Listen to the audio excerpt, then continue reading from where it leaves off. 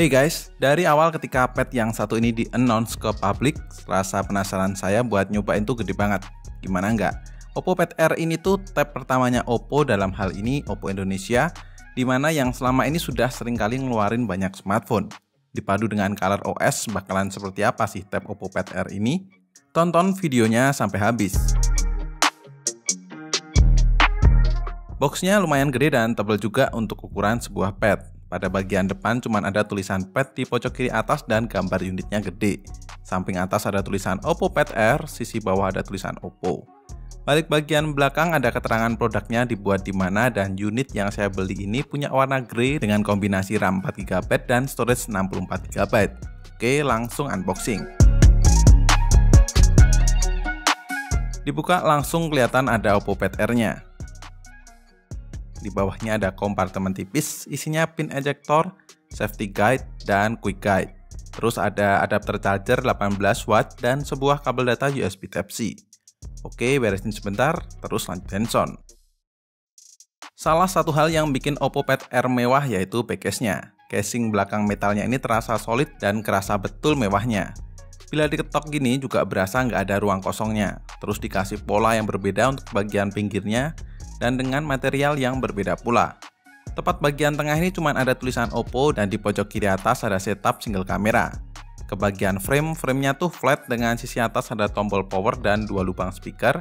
Sisi kiri ada tombol volume, 2 lubang mic, dan slot untuk microSD. Lanjut sisi bawah ada port USB Type-C dan 2 lubang speaker. Balik bagian depan, di sini kita bisa lihat layar berukuran 10,36 inch IPS LCD resolusi 1200x2000 pixel dengan sebuah kamera yang terletak tepat di tengah. Untuk ukuran pad 10 inch, bezelnya pun terbilang tipis, namun nggak yang sampai tipis banget. Jadi di sini kita masih bisa dapat ruang untuk megang padnya tanpa menyentuh layarnya. Dari first impression soal layar sih menurut saya masih terbilang B aja. Nggak terlalu spesial karena ya panelnya IPS belum AMOLED, namun sudah tertutupi dengan resolusi 2K yang menurut saya pas banget untuk ukuran tab 10 inch, serta sertifikat UV Lens untuk kenyamanan mata. Segi produksi warna sebenarnya juga terbilang bagus, buat nonton video juga oke-oke aja. Brightness-nya 360 nits cukup jika dipakai di dalam ruangan. Namun memang layar 10 inch tuh puas banget kalau dipakai untuk multimedia seperti nonton video kayak gini. Dukungan Dolby Atmos di keempat speakernya juga bikin nyaman untuk menikmati konten video.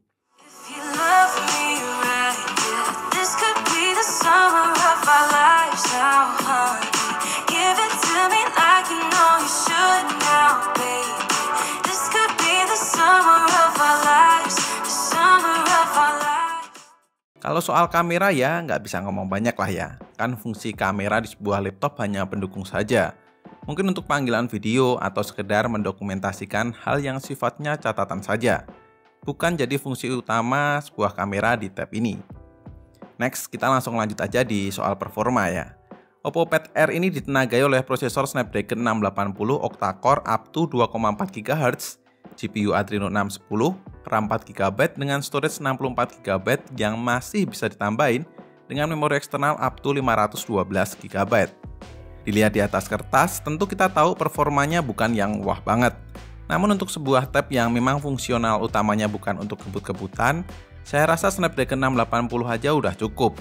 Dari segi benchmark Antutu bisa dapat 250 ribuan. Terus untuk main game seperti Mobile Legends tentu bisa banget. Touchscreen-nya punya touch sampling rate 120Hz yang memang responnya bagus. Jadi dalam 30 menit bermain, baterainya berkurang 6%. Begitu pula ketika buat main game PUBG Mobile, bisa dapat settingan smooth high dan gak ada lag-nya. Dalam 30 menit bermain, baterainya berkurang 7% saja. Walaupun saya masih merasa heran sih kalau teman-teman pakai tab buat main game kayak PUBG gini. Karena saya baru pakai beberapa hari aja udah kerasa capeknya. Salut sih buat kalian yang betah pegang tab segede ini buat main game. Baterainya sendiri sebesar 7100 mAh yang didukung dengan pengisian cepat 18 watt, dimana ketika saya tes nonton YouTube tuh selama 1 jam hanya berkurang 6%.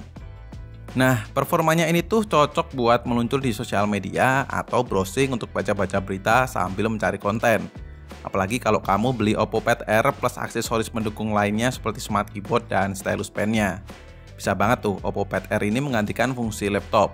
Karena buat ngetik tentu sudah bisa banget. Mau editing video simple juga banyak aplikasi video editing mobile. Mungkin salah satu alasan kalau beli pad atau tab ini ya karena compatibility-nya yang sudah bisa menggantikan fungsi laptop. Untuk multitasking kayak gini bisa banget dan begitu mudah dijalankan oleh Oppo Pad R ini. Dan tentunya karena bodinya tipis dan ringan jadi mudah untuk dibawa kemana-mana. Selain itu tentu alasan lainnya bisa jadi alat edukasi untuk anak. Dan itu cukup diperhatikan oleh Oppo dengan adanya fitur Kids Space yang sebenarnya juga sudah ada di Realme Pad Mini. Lewat fitur ini Oppo Pad R aman ketika dipegang oleh anak-anak karena kontennya pun bisa kita sesuaikan. So, kesimpulannya setelah nyobain Oppo Pad R ini, menurut saya kalau memang kamu butuh sebuah tab yang compatibility-nya bagus, layar 2K yang nyaman untuk menikmati konten video hingga untuk split screen, performa yang ngebantu banget untuk multitasking produktivitas kamu, serta baterai gede yang dimana bisa dipakai untuk seharian penuh, Oppo Pad R ini bisa nih jadi salah satu rekomendasinya. Apalagi jika kamu pengguna smartphone Oppo, makin mudah untuk koneksinya dan makin nyaman ekosistemnya. Minusnya kalau buat sebagian orang mungkin ketiadaan slot SIM card jadi sebuah kendala. Namun bagi saya yang dimana-mana sudah ada WiFi baik di rumah maupun di studio, jadi pakai WiFi saja sudah cukup. Dengan harga jual Rp3.999.000, kamu bisa beli lewat link yang ada di kolom deskripsi. So, cukup sekian untuk video kali ini. Terima kasih banyak yang udah nonton sampai akhir. Koko undur diri dan kita ketemu lagi di video selanjutnya.